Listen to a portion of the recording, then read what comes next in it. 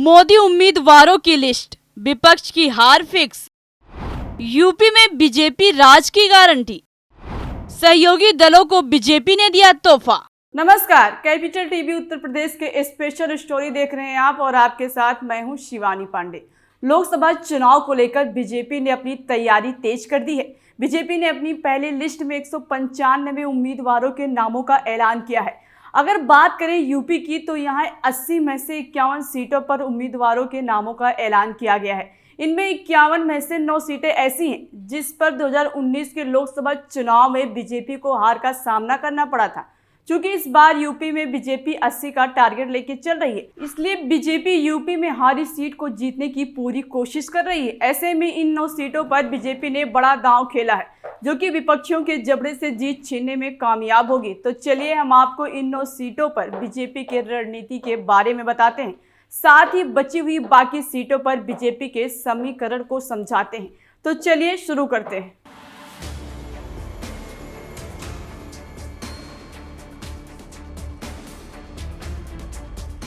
BJP ने लोकसभा चुनाव को लेकर मिशन 80 का टारगेट सेट किया है, जिसके लिए बीजेपी चुनाव में हर सीट पर अलग अलग समीकरण के साथ चुनावी मैदान में उतर रही है।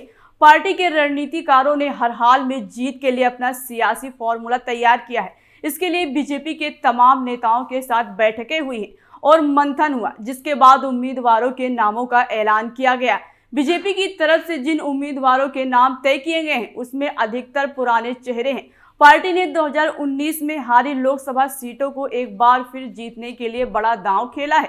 बीजेपी ने लोकसभा चुनाव 2024 के लिए पिछले चुनाव यानी 2019 के चुनाव में हारी 16 में से 9 सीटों पर भाजपा ने अपने प्रत्याशियों का ऐलान किया है। इसमें जौनपुर, अंबेडकर नगर, श्रावस्ती, नगीना, संभल, अमरोहा, लालगंज, रामपुर और आजमगढ़ की सीट शामिल है। हालांकि रामपुर और आजमगढ़ की सीट उपचुनाव में बीजेपी के पाले में आ गई थी। हारी सीटों पर मोदी ने खेला सियासी दांव। अमरोहा लोकसभा सीट पर 2014 में बीजेपी के टिकट पर कंवर सिंह तंवर सांसद बने थे, लेकिन 2019 के चुनाव में बसपा के दानिश अली से इनको हार का सामना करना पड़ा था, क्योंकि 2019 के चुनाव में अखिलेश यादव और मायावती के बीच गठबंधन था, जिस वजह से दानिश अली को फायदा मिला। लेकिन इस बार के चुनाव में अखिलेश यादव और राहुल गांधी के बीच गठबंधन है, इसलिए अमरोहा सीट कांग्रेस के पाले में गई है। ऐसे में गुर्जर वोटों के समीकरण को देखते हुए बीजेपी ने कंवर सिंह तंवर पर फिर भरोसा जताया है। वहीं संभल लोकसभा सीट पर भी बीजेपी ने जीत के लिए गजब का दांव खेला है। पिछले दिनों सपा सांसद डॉक्टर शफीकुर रहमान वर्क का निधन हो गया, जिस पर कयास लगाया जा रहा है कि अखिलेश यादव उनके ही परिवार के किसी सदस्य को टिकट दे सकते हैं। वहीं भाजपा ने यहां से परमेश्वर सैनी को चुनावी मैदान में उतारा है।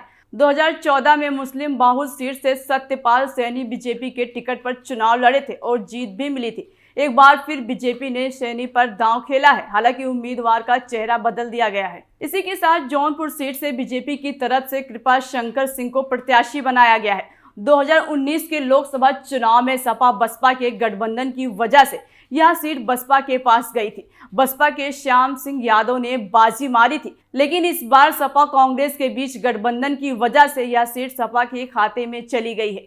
और उधर अंबेडकर नगर लोकसभा सीट से बीजेपी ने रितेश पांडे पर दांव खेला है। पिछले दिनों ही बसपा का दामन छोड़कर रितेश पांडे ने बीजेपी का दामन थामा था।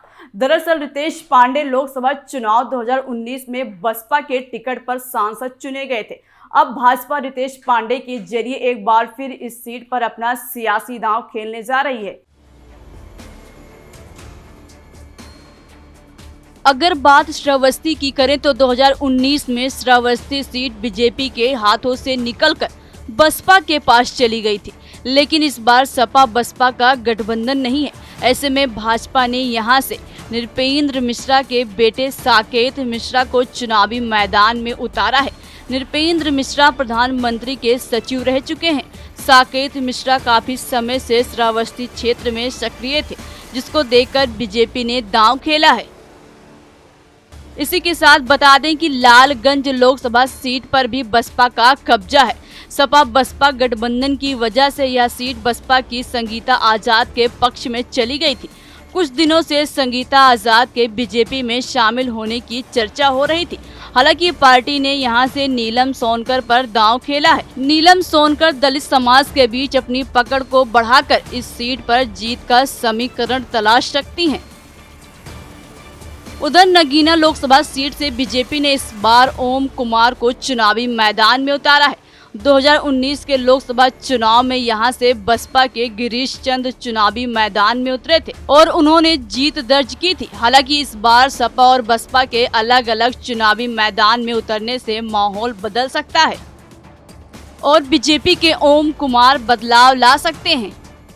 अगर बात करें रामपुर लोकसभा सीट की तो 2019 में सपा के आजम खान को यहां से जीत मिली थी। हालांकि 2022 में रामपुर से विधायकी जीतने के बाद आजम खान ने सांसद पद से इस्तीफा दे दिया था, जिस वजह से लोकसभा के उपचुनाव में बीजेपी के घनश्याम लोधी ने मुस्लिम बाहुल्य सीट पर अपना कब्जा जमाया और सपा के गढ़ पर भगवा झंडा फहरा दिया। इसलिए एक बार फिर बीजेपी ने घनश्याम लोधी पर अपना भरोसा जताया है। इसके साथ ही बीजेपी ने आजमगढ़ लोकसभा सीट से एक बार फिर भोजपुरी सुपरस्टार दिनेश लाल यादव उर्फ निरहुआ पर भरोसा दिखाया है। लोकसभा चुनाव 2019 में दिनेश लाल यादव को सपा अध्यक्ष अखिलेश यादव ने इस सीट पर करारी मात दी थी। हालांकि इस सीट पर भी अखिलेश यादव के विधायक बनने के बाद, जिसमें दिनेश लाल यादव ने सपा के धर्मेंद्र यादव को हराकर अखिलेश से उनका गढ़ छीन लिया। शायद इसीलिए एक बार फिर बीजेपी उनसे इसी प्रकार के करिश्मे की उम्मीद कर रही है। बची 7 सीटों पर बीजेपी का क्या है प्लान? 2019 के लोकसभा चुनाव में बीजेपी को यूपी में 16 सीटों पर हार का सामना करना पड़ा था। इसमें से 9 पर तो उम्मीदवार घोषित कर दिए गए हैं, लेकिन 7 सीटों पर घोषणा होना अभी बाकी है, जिसमें मैनपुरी, सहारनपुर, गाजीपुर, मुरादाबाद, रायबरेली, बिजनौर और घोसी लोकसभा सीट शामिल है। माना जा रहा है कि इसमें से बीजेपी घोसी सीट को अपने सहयोगी नेता ओम प्रकाश राजभर और बिजनौर सीट जयंत चौधरी को दे सकते हैं। 2019 में सपा बसपा के गठबंधन की वजह से सामाजिक समीकरण का फायदा महागठबंधन के उम्मीदवारों को मिला था, लेकिन इस बार बीजेपी ने अलग रणनीति के साथ चुनाव में उम्मीदवारों का ऐलान करके पहले से ही माहौल को बेहतर बनाने की योजना तैयार की है। पार्टी के रणनीतिकार बता रहे हैं कि इसका फायदा चुनाव में मिलेगा। सहयोगी दलों के लिए बीजेपी का तोहफा। इसी के साथ आपको बता दें कि अभी यूपी में बीजेपी ने सिर्फ 51 उम्मीदवारों के नामों का ऐलान किया है।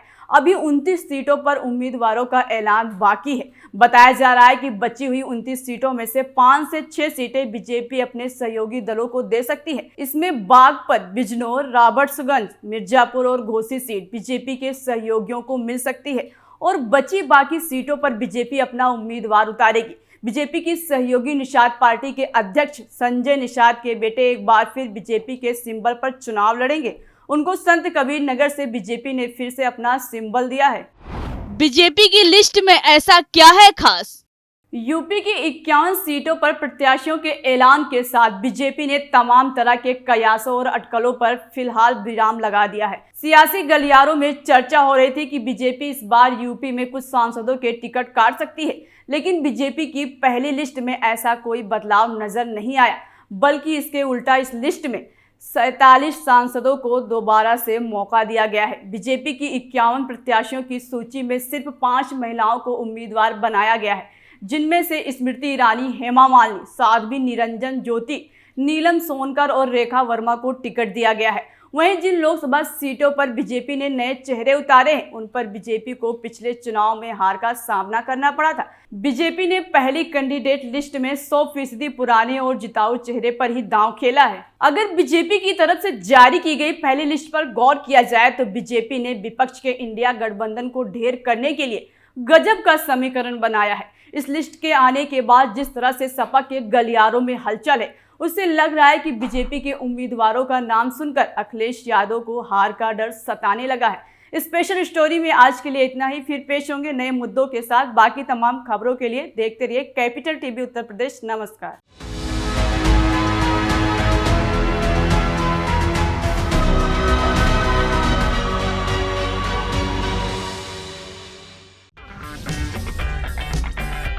अगर आपको हमारा वीडियो पसंद आया हो तो इसे लाइक करें, हमारे चैनल को सब्सक्राइब करें और हाँ, बेल आइकन दबाना ना भूलें ताकि आप तक हमारे वीडियो की नोटिफिकेशन पहुंचती रहे।